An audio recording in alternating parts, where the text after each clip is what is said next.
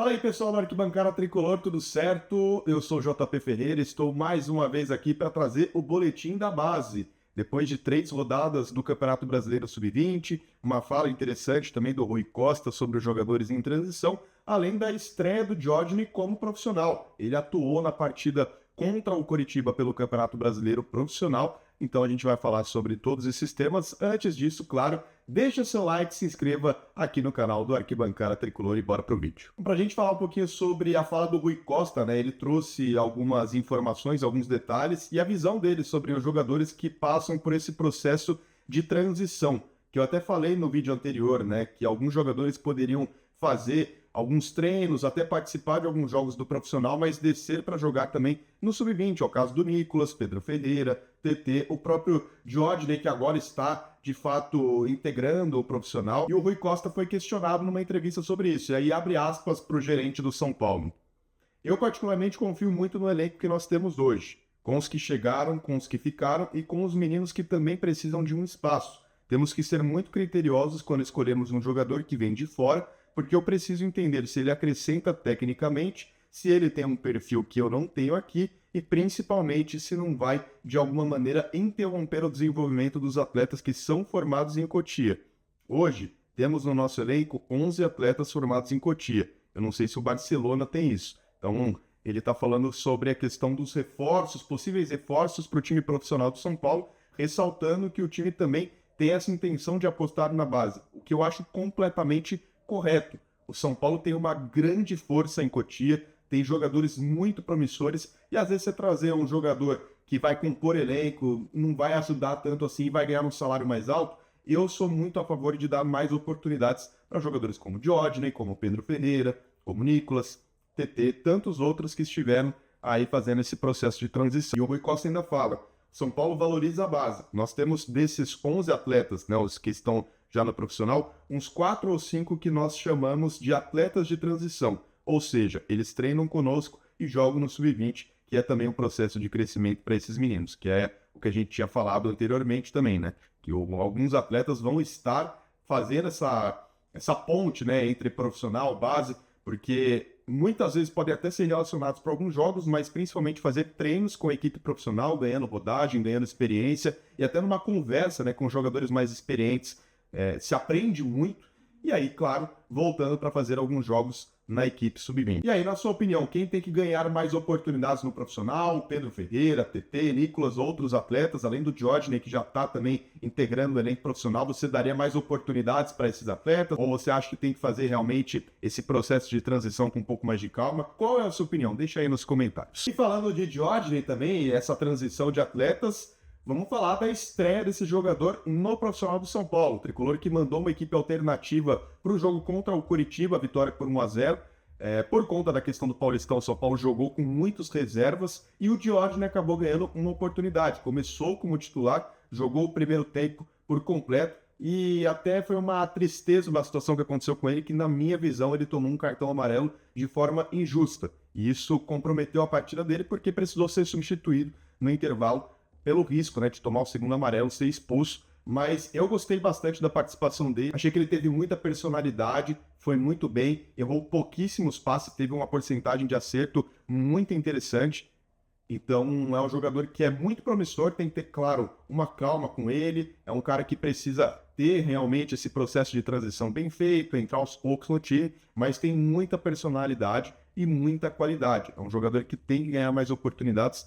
Até porque o São Paulo tem um meio de campo bem formado, né, com o Bobadilha, com o Marcos Antônio e também o Danielzinho, mas a gente viu, por exemplo, no jogo contra o Palmeiras, o Luan teve que jogar porque o Danielzinho não estava 100%. Então tem realmente essa carência no meio de campo no quesito substitutos, porque nem o Pablo Maia e nem o Luan passam por um bom momento técnico. Nisso, eu acho que o Diógenes pode sim ganhar mais oportunidades no Campeonato Brasileiro. Repito, gostei bastante da personalidade da atuação dele nos primeiros 45 minutos da vitória sobre o Coritiba. Vamos! São Paulo! Ô Jorge, sensação de estrear. Muito feliz pela minha estreia. Somente agradecer a Deus que seja o primeiro jogo de muitos. Tamo junto.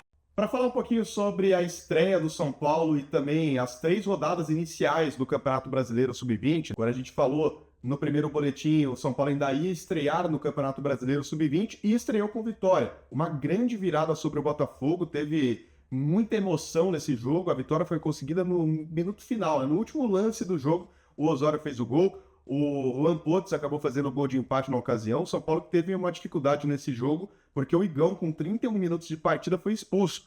Foi um elemento a mais para a partida. O São Paulo também saiu atrás do placar, buscou a virada numa característica que é bem peculiar desse time do Alan Barcelos. Um time que não desiste, busca até o último instante a vitória, e não foi diferente na estreia do Brasileirão. Já na segunda rodada, teve o choque rei, e aí foi um caminho um pouquinho inverso. O São Paulo fez um grande jogo, abriu até uma vantagem de 3-1, chegou a abrir 2-0, tomou um gol e depois fez o terceiro gol.